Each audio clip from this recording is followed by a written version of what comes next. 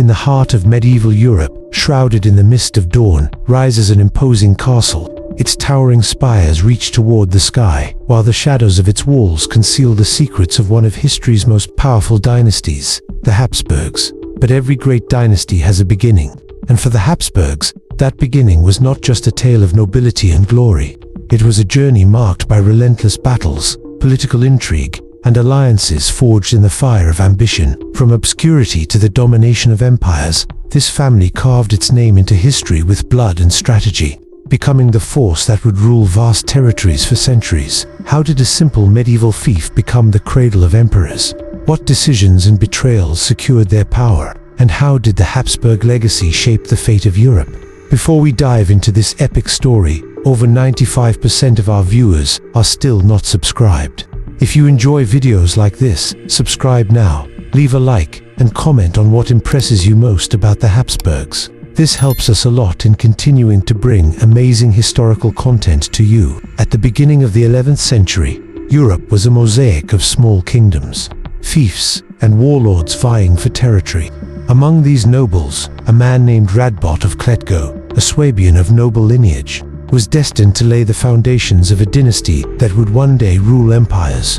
Legend has it that in 1020, during a hunt, Radbot lost his falcon. The bird soared beyond the hills, disappearing into the dense morning mist. Determined to retrieve it, Radbot and his entourage followed its trail to a strategic hilltop, offering a commanding view of the surrounding region. Surrounded by forests and waterways, he immediately recognized the site's potential. The elevated terrain provided natural defenses, and its position allowed control over the trade routes that crossed the area. Convinced that he had found the perfect place to consolidate his power, Radbot ordered the construction of a fortress. Thus, Habsburg Castle was born. Its name derived from Habsburg, or Hawk's Castle, in reference to the very bird that led him there. This fortress would become the cradle of a dynasty that would rule Austria, Spain, and the Holy Roman Empire for centuries. However, in the 11th century, the Habsburgs were still just a local noble family with little influence. Radbot, though ambitious, was neither a king nor an emperor, just a feudal lord, building his position in the chaotic world of the Middle Ages. But the castle's strategic location and the family's growing power ensured that, in the coming centuries, their influence would expand. What began as a small fief would evolve into a colossal empire. Though the first steps were slow and uncertain, Radbot's descendants, through political marriages and military alliances, would transform the House of Habsburg into a dominant force in Europe. The castle, which started as a fortified refuge, became the symbol of a lineage that would shape the destiny of entire nations. This was the starting point for a dynasty that would rule for nearly 1,000 years. But how did the Habsburgs rise from obscurity to absolute power? This is the story of ambition, war, and brilliant strategies that turned a simple castle into an empire. If the founding of Habsburg Castle marked the beginning of the dynasty, it was the cunning of its descendants that ensured its rise. Unlike other noble houses that relied solely on military strength to conquer territories, the Habsburgs chose a more strategic approach. Well-planned marriages and political alliances.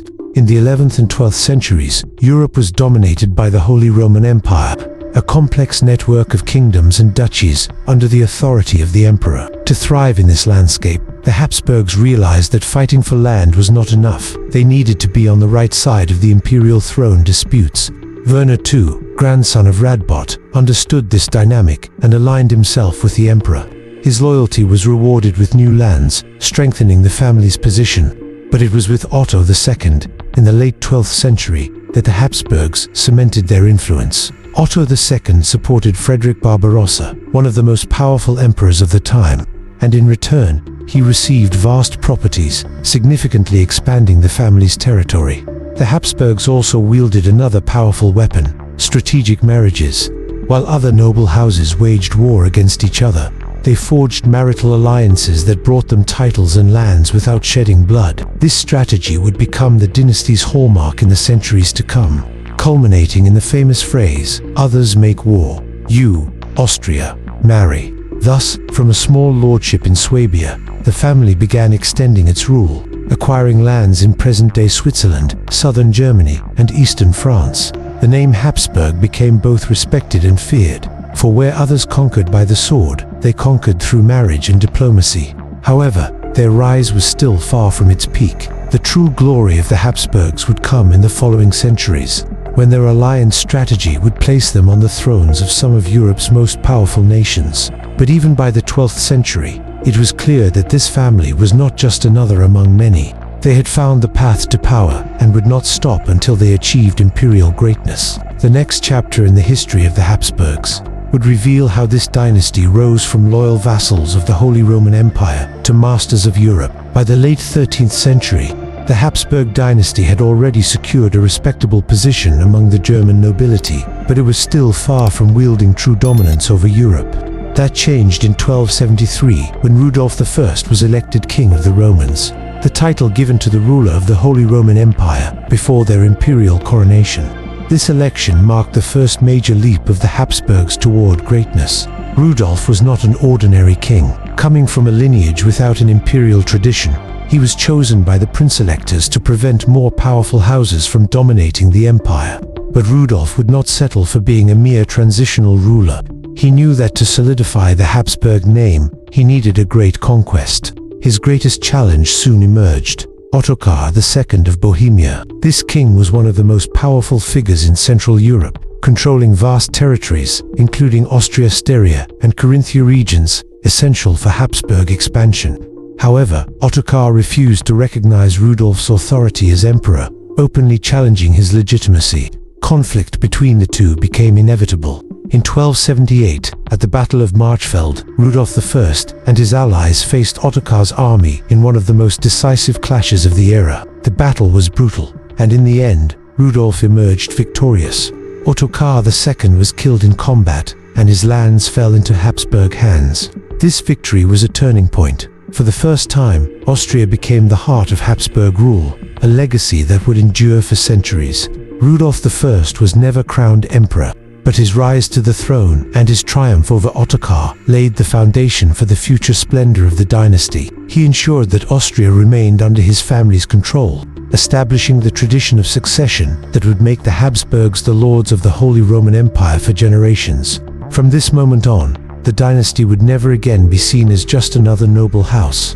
With their power consolidated and their territories expanded, the Habsburgs were ready to enter the struggle for European supremacy, and this journey was only just beginning. August 26, 1278, would go down in history as the moment when the Habsburgs ceased to be merely a regional dynasty and became a rising power. The vast fields of Marchfeld, in eastern Austria, became the stage for the clash between Rudolph I of Germany and his greatest rival, Ottokar II of Bohemia. Ottokar, one of the most powerful monarchs in Central Europe, had refused to recognize Rudolph as king of the Romans and, even worse, had seized imperial lands, including Austria. For the Habsburgs, this was an affront that could not be ignored. Knowing he needed a decisive victory, Rudolph gathered an army composed of imperial troops and allies from the local nobility. Among his key supporters was Ladislaus IV of Hungary, who sent Cuman's warriors to reinforce the Habsburg ranks. On the other side, Ottokar II commanded a seasoned army made up of his Bohemian elite and mercenaries trained for war. When the two armies met at Marchfeld, the fate of Austria and the future of Habsburg rule hung in the balance. The battle was fierce. Ottokar's heavy cavalry initially had the upper hand, breaking through the enemy's first lines. However, Rudolph had devised a strategic plan. He allowed Ottokar's forces to advance deep into his lines, only to then launch a coordinated counterattack with his imperial troops and the Cuman cavalry striking from the flanks. Dust covered the battlefield as Ottokar's forces began to falter. Surrounded with no escape route, the King of Bohemia was thrown from his horse and killed. His death not only ended the battle but also sealed the fate of his territories. With this victory, Rudolph I secured Habsburg control over Austria, Styria, and Carinthia, ensuring that these lands would remain under his dynasty's rule. This triumph transformed the Habsburgs from a secondary noble house into the lords of a new domain that would serve as the foundation for their future empire.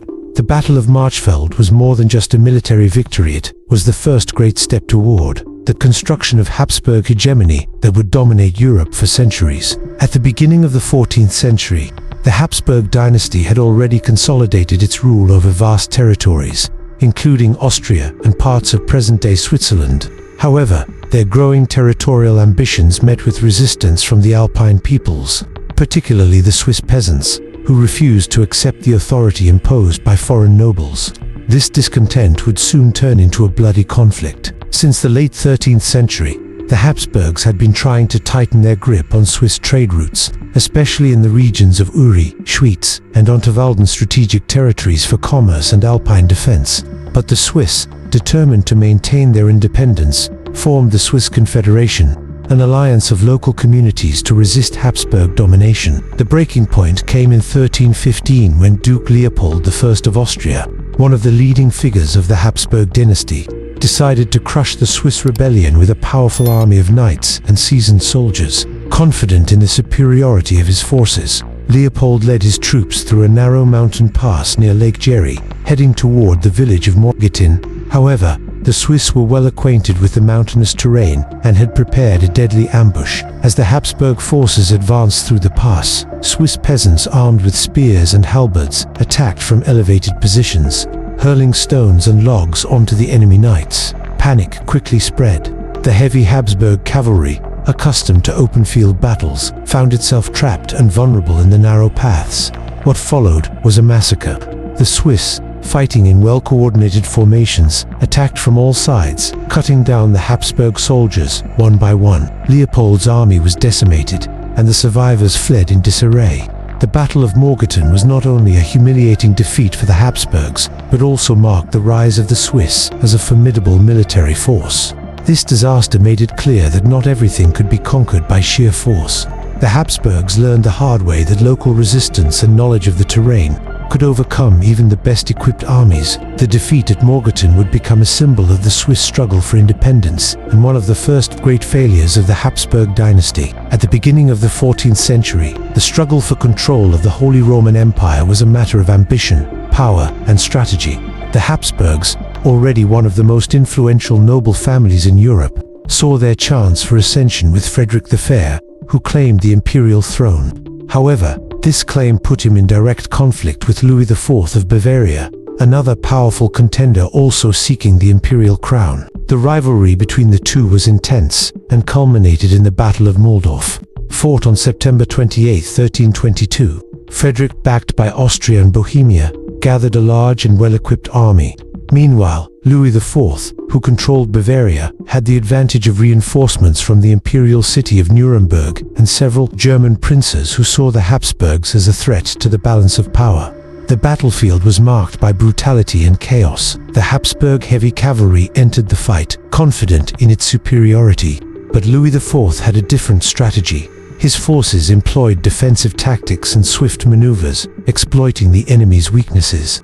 The turning point of the battle came when the Bavarian forces encircled a large contingent of Frederick's army, trapping his cavalry and making any retreat impossible. After hours of fierce combat, the Habsburgs were crushed. Frederick the Fair was captured and taken as a prisoner to Munich, where he remained under Louis IV's custody for 3 years. This defeat was a devastating blow to the Habsburg dynasty, which realized that military strength alone would not be enough to secure dominance over the empire. However, the loss also brought a valuable lesson. During his captivity, Frederick negotiated his release through diplomacy, agreeing to a co-rulership arrangement with Louis IV, an unprecedented move in the Holy Roman Empire. This approach demonstrated to the Habsburgs that politics and strategic alliances were just as crucial as the sword. The Battle of Mulhdorf marked the end of the Habsburgs' immediate imperial ambitions, but also planted the seed of a strategy that would ultimately lead the dynasty to the height of its power in the centuries to come. In 1356, a radical change in the Holy Roman Empire would forever transform European politics. Emperor Charles IV of the House of Luxembourg issued the Golden Bull, a document that established the official rules for the election of the King of the Romans, the title that preceded imperial coronation. This decision solidified the power of the prince-electors, a select group of nobles responsible for choosing the empire's ruler. Before the Golden Bull, imperial elections were often plagued by disputes, fraud, and wars. The new system decreed that only 7 electors would have the right to vote: 3 archbishops Mainz, Trier, and Cologne, and for secular nobles, the King of Bohemia, the Count Palatine, the Duke of Saxony, and the Margrave of Brandenburg. As a result, control of the empire now depended on influence over these electors, rather than sheer military strength. For the Habsburgs, the Golden Bull was both a setback and an opportunity. They were not among the prince-electors, which immediately reduced their chances of securing the imperial throne. This meant that, despite their lands and power, they depended on alliances to have any influence over the emperor's election. However, the Habsburgs quickly learned how to play this new political game. Instead of seeking the throne by force, they began strengthening their position through strategic marriages, diplomacy, and financial support for the electors. This allowed them to remain close to power even without holding the imperial title. Moreover, the Golden Bull reinforced the principle of imperial decentralization, which ultimately benefited the Habsburgs in the long run. While other dynasties weakened themselves by constantly fighting for the throne, the Habsburgs focused on expanding their lands and wealth, laying the groundwork for their future rise. The Golden Bull did not grant the Habsburgs the imperial throne at that moment, but it ensured their constant presence in imperial politics. With patience and strategy, they turned this initial disadvantage into a lasting advantage, setting the stage for their eventual domination of Europe. In the centuries that followed, the Habsburgs would not only conquer the Holy Roman Empire, but turn it into their hereditary domain. The phrase belligerant ally, to Felix, Austria nubi, let others wage wars. You, fortunate Austria, marry perfectly encapsulates the strategy that became the foundation of Habsburg power. For centuries, while many noble families in Europe engaged in bloody conflicts to conquer land and expand their realms, the Habsburgs pioneered a revolutionary approach: dynastic marriages. This strategy allowed the dynasty to expand its dominion not through brutal wars, but through carefully crafted alliances that extended their influence over vast territories in Europe. In the 15th century, Austria, under Habsburg rule, became the center of a vast network of marital alliances that united royal and noble houses across Europe. Each marriage was meticulously planned to secure control over new regions while avoiding the devastating costs of war. The marriage of Maximilian I to Mary of Burgundy, for instance, brought the wealthy and strategically vital territories of Burgundy into the Habsburg domain, strengthening their position in the heart of Europe. This strategy intensified with the marriage of Philip the Handsome, Maximilian's son, to Joanna the Mad heiress to the kingdoms of Castile and Aragon.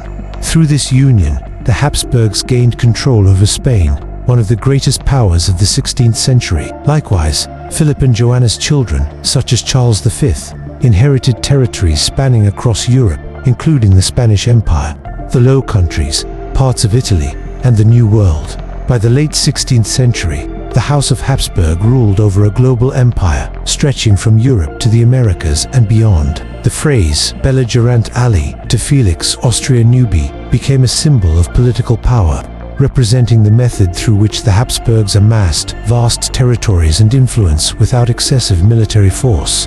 These marriages were not merely personal arrangements, but strategic instruments of political domination. Over the centuries, this approach enabled the Habsburgs to establish a dynastic empire, uniting an extensive network of lands and peoples under a single royal house. Thus, the Habsburgs proved that true power often lies not in bloody conquests, but in the ability to forge strategic alliances and build empires through marriage. The dynasty became a prime example of how diplomacy, marriage, and political acumen could replace battlefields as the primary means of expansion and power consolidation. Looking at the history of the Habsburgs, it is astonishing to see how a once obscure family managed to transform itself into one of the most powerful dynasties in Europe and the world. Habsburg Castle, built by Radbot in the early 11th century, was merely a small symbol of what was to come. From a modest lordship on a hill in Switzerland, the Habsburgs forged an empire over the centuries that stretched across vast regions of Europe, the Americas, and beyond. The history of the dynasty is marked by an extraordinary rise, where instead of relying solely on military forces to expand their power, the Habsburgs employed a shrewd and innovative strategy of dynastic marriages. This strategic approach allowed them to acquire entire territories without firing a single arrow. Marriages with the most powerful families of the time, such as the House of Burgundy, the House of Austria, and the kingdoms of Castile and Aragon, among others, enabled the Habsburgs to expand their influence with intelligence and diplomacy. The reign of Charles V, with his vast empire encompassing much of Europe and the colonies in the New World, exemplified the peak of this power. He was the ruler of a global empire, dominating the seas, trade routes, and European politics. Yet, the Habsburgs were not confined to a specific era or place. With the unique ability to adapt and form alliances, they maintained their influence for centuries. However, like all great ascensions, the dynasty also faced challenges.